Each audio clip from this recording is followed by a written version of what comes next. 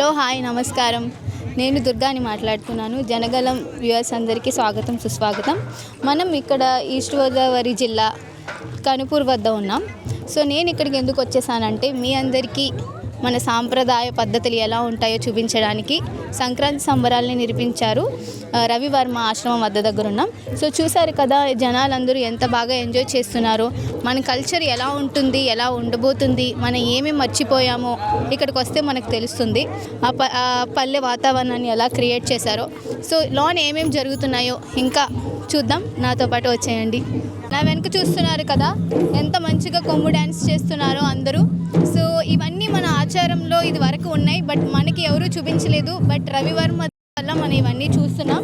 So ఈ కుటీరాలు అన్నీ చూశారు కదా, ఇవన్నీ ఇక్కడికి వచ్చే విజిటర్స్ కోసం రవివర్మ గారు నిర్మించారు చాలా చక్కగా. సో అందులో ఉన్న జనాల ఎక్స్పీరియన్స్ కూడా చూద్దాం. మీ ఎక్స్పీరియన్స్ ఎలా ఉందండి? యాక్చువల్లీ 2 days బ్యాక్ మేము వచ్చాము, ఇక్కడ నుంచి యాదవోల్ నుంచి వచ్చాము. మా మావయ్య వాళ్ళు రోజు ఇక్కడికి వైద్యం కోసం వస్తారు. సో దాని ద్వారా మాకు ఇక్కడ ఇలా చేస్తారని తెలిసింది. యాక్చువల్లీ ఫస్ట్ ఆఫ్ ఆల్ ఎప్పుడు సంక్రాంతి అంటే కోడిపందాలు ఇవి ఇలానే తెలుసు, బట్ ఇది 100 years బ్యాక్ ఎలా చేస్తారు అసలు ఎప్పుడు ఎక్స్పీరియన్స్ చేయలేదు. ఫస్ట్ టైం ఇలా ఎక్స్పీరియన్స్ చేయడం, ఈ మట్టిళ్ళలో ఉండడం కానీ, అంతేకాకుండా ఈ ఎవ్రీథింగ్ వాళ్ళు ఏర్పాటు చేసిన వసతి గృహాలు కానీ అన్నీ కూడా అవి చాలా ఆహ్లాదకరంగా, ఈ ప్రకృతి ఇదంతా కొండ ఆవులు, ఈ భోగి మంట ఫస్ట్ టైం నేను ఎలా చేయడం చూశాను. మా ఇంటి దగ్గర అంటే చిన్నగా చేస్తారు పల్లెటూరులో. ధనవంతరి ఆశ్రమానికి తరచూ వచ్చే వాళ్ళు కూడా సంక్రాంతి సంబరాల్లో పాల్గొంటున్నారు. సో వాళ్ళ ఎక్స్పీరియన్స్ ఎలా ఉందో రాధాకృష్ణ గారి మాటల్లో తెలుసుకుందాం. మేము యాక్చువల్గా ఒక ఆరోగ్య సమస్య గురించి ఈయన గురించి తెలుసుకుని ఇక్కడ రావడం జరిగిందండి. ఈయన మందులు చాలా ఇదిగా పనిచేస్తాయి. సో అలా స్టార్ట్ చేసి ఇంకా ఈయన కండక్ట్ చేసే ప్రోగ్రామ్స్కి పౌర్ణమి పాయసం అని చెప్పి, అమావాస్య తీర్థం అని చెప్పి, ఇలా పండుగలు ఉగాది, మహాశివరాత్రి, ఇలా సంక్రాంతి పండుగలు ఈయన వేడుకగా అంటే మన ఆచార సాంప్రదాయాల్ని సమాజంలోకి తీసుకువెళ్ళాలి అనే ఉద్దేశంతో రాబోయే తరాలకి అందించాలి అనే ఒక దృక్పథంతో ఈయన ముందుకెళ్తున్నారు. పల్లెటూరు టైప్లో మొత్తం డెకరేషన్ చేశారు. ఇక్కడ ముగ్గుల పోటీలు, చాలా రకాల వివిధ ఆటలు పెట్టారు ఇక్కడ. నాకైతే ఇక్కడ చాలా నచ్చింది. మేమైతే ఇక్కడ అమలాపురం నుంచి వచ్చాము, నిన్న పొద్దున్న వచ్చాము. చాలా బాగుంది. మేము కూడా పార్టిసిపేట్ చేయొచ్చు. ముగ్గుల పోటీలు ఇంకా ఎక్సెట్రా ప్రోగ్రామ్స్ పెట్టారు. ఇక్కడ న్యాచురల్గా మొత్తం అన్నీ చేస్తున్నారు. చాలా బాగుంది. విత్ ఎవ్రీథింగ్ గేమ్స్ అవన్నీ ఆడుతూ చాలా బాగున్నాయి. సో బేసిక్గా మనము మన పిల్లలకి ఏమి అందించామనేది మనము సాటిస్ఫాక్షన్ అనేది ఉంటుంది. ఇక్కడికి వచ్చి మన మూలాలు ఏంటి, మన సాంప్రదాయం ఏంటి, మనం పండగ అసలు చేసుకునే దాని అర్థం ఏంటి, భోగి పండగ, ఈ 3 రోజుల పండగ, సంక్రాంతి, అదే కనుమ, ముక్కనుమ, ఇవన్నిటిని రోజు ఎందుకు చేసుకుంటాము, మనం తీసుకునే ఫుడ్ ఏంటిది, దాని యొక్క సైంటిఫిక్ రీజన్ ఏంటిది, మనం ఏ ఫుడ్కి అలవాటు పడుతున్నాము, మన ఏ విధంగా ట్రాక్ తప్పుతున్నాము, కరెక్ట్గా దాంట్లో ఏంటిది, మనం పెద్దల నుంచి వచ్చింది ఏంటిది అనేది మన పిల్లలకి మనం తెలియజేయగలిగితే, ఈవెన్ మనకు కూడా కొన్ని విషయాలు తెలియని ఉన్నాయి, అంటే మన పేరెంట్స్ నుంచి కొన్ని తెలియలేదు, అవి కూడా తెలుసుకోగలిగే అవకాశం ఇక్కడ రావడం వల్ల జరిగిందండి. భోగి మంట అంటే నార్మల్గా రోడ్డు సైడ్ వేస్తారు, ప్లాస్టిక్స్ ఇవన్నీ వాడతారు, దానివల్ల కాలుష్యం కూడా అవుతుంది, ప్రకృతికి ఏమీ లాభం లేదు. బట్ ఇప్పుడు మన వెనకాల చూస్తున్న భోగి మంట చూడండి, భోగి పిడకలతో ఆవు పేడతో చేసి భోగి మంట వేశారు. ఎంత చక్కగా ఉంది. కొండలు అవన్నీ పెట్టి ఇవి 3,50,000 భోగి పిడకలతో వేసిన మంట. సో మన వెనకాల ఉంది, మీరు కూడా చూసేయండి.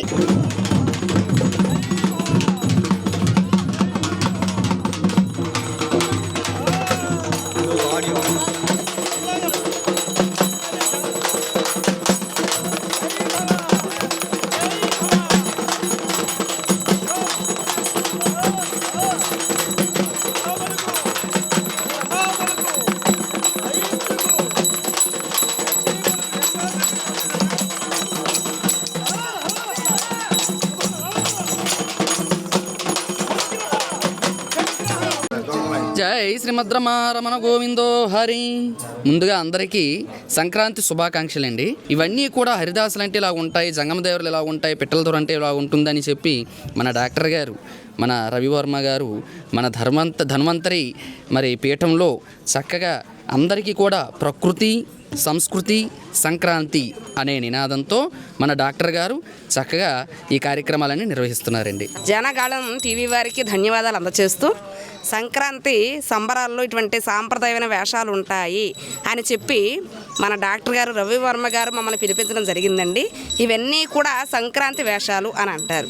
పెట్టల ద్వారా జంగమదేవర, హరిదాసులు, బుడబొక్కల వారు, ఇవన్నీ పెట్టల ద్వారా ఇవన్నీ ఉంటాయి. మరి ఇవన్నీ భావితరాల వరకు చూపించాలని మన సార్ గారు పిలిపించినందుకు ముందుగా డాక్టర్ గారికి వందనాలు అందచేస్తూ ఇది జంగమదేవర్లు అంటారు, ఎలా అంటారో చెబుతామేనండి. హర నమ పార్వతీపతయే హర హర మహాదేవ శంభో ఓయ్ ఓయ్ జంగమా ఓంకారలింగమా నాణ్యమైన జంగమా నా ప్రాణలింగమా. బుడబొక్కల వారంటే ఈ యొక్క సంక్రాంతి యొక్క వేడుకల్లో మరి ప్రతి ఇంటి ముందు కూడా వెళ్తూ వారికి చక్కటి జరగబోయేది భవిష్యత్తు వర్తమానం చెప్పుతూ మరి చెప్పేది బుడబొక్కల వారు అంటారు. ఈ బుడబొక్కల వారంటే మరి పూర్వం నుంచి కూడా మరి కృతాయుగంలో నుండి కూడా త్రేతాయుగంలోని శ్రీ మహావిష్ణువుల వారు మరి బుడబొక్కల వేషాన్ని ధరించి దశరథ మహారాజు గారికి పుత్ర సంతానము లేదు కనుక పుత్రకామేష్టి యాగం చేయమని చెప్పి ఆనాడు శ్రీ మహావిష్ణువుల వారు బుడబొక్కల వేషాన్ని ధరించి మరి దశరథ మహారాజు వారి వద్దకు వచ్చి మరి చెప్పడం జరిగింది. మరి అప్పటి నుంచి కూడా ఎందుకంటే బుడబొక్కల వారు ఉన్నది అప్పటి నుంచి పుట్టడం జరిగింది. మమ్మల్ని ఇక్కడికి రప్పించిన వారు మన డాక్టర్ గారు రవివర్మ గారి ఆధ్వర్యంలో ఇక్కడ సంక్రాంతి సంబరాలు అంబరాన్ని అంటేటట్టుగా జరుగుతున్నాయి. కాబట్టి ముందుగా చూస్తున్నటువంటి ప్రేక్షకులందరికీ కూడా మా కళాకారులందరి తరపున పెట్టెల తరపున సంక్రాంతి శుభాకాంక్షలు అందజేస్తూ ఈ పెట్టెల ద్వారా ఏమిటంటే సంక్రాంతి పండుగలో వేరే ఊరు నుంచి వచ్చినటువంటి పిల్లల్ని నవ్విస్తూ ఉన్నటువంటి పెద్దవాళ్ళని నవ్విస్తూ అందరినీ కూడా హాస్యపు మాటలతో నవ్వించేటువంటి వేషం. కాబట్టి ఈ పెట్టెల ద్వారా ఏం చేస్తారో చూద్దాం. Good morning sir, good afternoon sir, good evening sir, అందరికీ నమస్తే sir, Aadab sir, vanakkam sir, నేనండి మీ పెట్టెల ద్వారా సార్. సోదోయమ్మ సోది చెబుతానమ్మ సోది, జరిగేది చెబుతాము, జరగబోయేది చెబుతాము, ఉన్నది ఉన్నట్టు చెబుతాము, లేనిది లేనట్టు చెబుతాము, కంచి కామాచ్చమ్మ పలుకు, మధురమైన అచ్చమ్మ పలుకు. సంక్రాంతి సంబరాల్లో మాది కొమ్మదాస్తారండి. పొద్దున్నే గ్రామాలకు వెళుతూ సంక్రాంతి పల్లెలలో ఏ విధంగా జరుగుతుందో పొద్దున్న వారి ఇంటి దగ్గరికి వెళ్ళి ఓలప్ప సంక్రాంతి పండుగకి మీ కొమ్మదాసని వచ్చానప్ప, ఇంత బూరు ముక్కుంటే పెట్టండి అప్ప, పప్పుడాకలు పడిపోతాను లప్ప, ఇంత అరిసి ముక్కుంటే పెట్టండి అప్ప, నీకు రవ్వలు నక్లీస్ చేస్తానప్ప, హైదరాబాద్ చార్మినార్ రాసిస్తానప్ప, ఇంత బూరు ముక్కుంటే పెట్టండి అప్ప.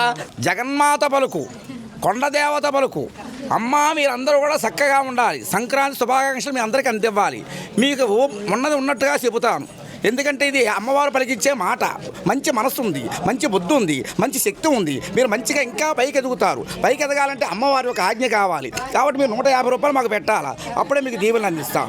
కుర్రు నాకు ఇక్కడ కొటేషన్ నచ్చింది, అది మీతో షేర్ చేసుకుంటాను. పంట బాగుంటే వంట బాగుంటుంది, వంట బాగుంటే వల్లు బాగుంటుంది, వల్లు బాగుంటే ఆలోచన బాగుంటుంది, ఆలోచన బాగుంటే మన దేశం బాగుంటుంది, మన దేశం బాగుంటే మన బాగున్నట్టే కదా. సో ఇలాంటి చాలా విశేషాలు ఈ ప్రకృతి సంస్కృతి సంక్రాంతి అనే మఠంలో ఉన్నాయి.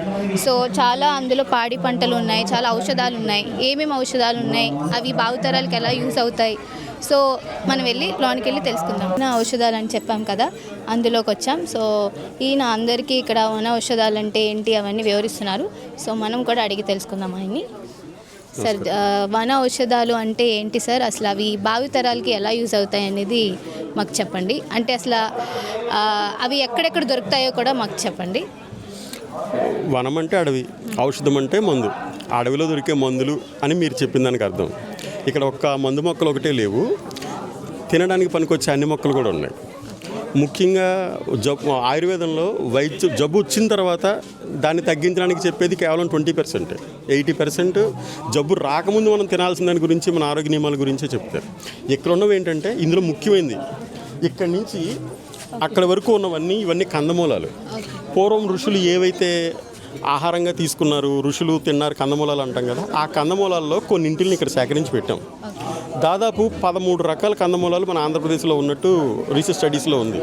అందులోవి మేము ఇప్పుడు ఒక 7-8 రకాలు ఇక్కడ పెట్టాం. మిగిలినవి తొందరలో నెక్స్ట్ ఇయర్కి పెట్టాలని మా గురుగారు అనుకుంటున్నారు.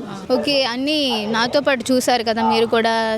మన సాంప్రదాయం, మన కల్చర్ ఏంటి అనేది రవివర్మ గారు ఇక్కడ ధనవంతరి ఆశ్రమం దగ్గర చూపించారు. ఆ వేడుకలు ఎంతో చాలా మంచిగా జరిగాయి. ఇంకా బుడబొక్కల వారిని చూసాం, ఇంకా చాలా మందిని చూసాం. ఫుడ్ కానీ, ఆశ్రమాలు కానీ, వసతులు కానీ చాలా మంచిగా చేశారు రవివర్మ గారు. ఎక్కడ ఎవరికి ఏ ఇబ్బంది కలగలేదు. సో నేను కూడా జనగలం తరపున వచ్చి ఇక్కడ ఇవన్నీ రికార్డ్ చేసినందుకు నేను చాలా హ్యాపీగా ఫీల్ అవుతున్నాను. నేను కూడా చాలా విషయాలు తెలుసుకున్నాను. ఇవి ఏంటి, మన ఆచారం ఏంటి, మనం ఏం చేయాలి, ఎలా సెలబ్రేట్ చేసుకోవాలి సంక్రాంతి అనేది నాకు ఇక్కడికి వచ్చిన తర్వాతే తెలిసింది. So thank you so much. ఈ వీడియో మీకు నచ్చినట్లయితే please like, share and subscribe Janagalam.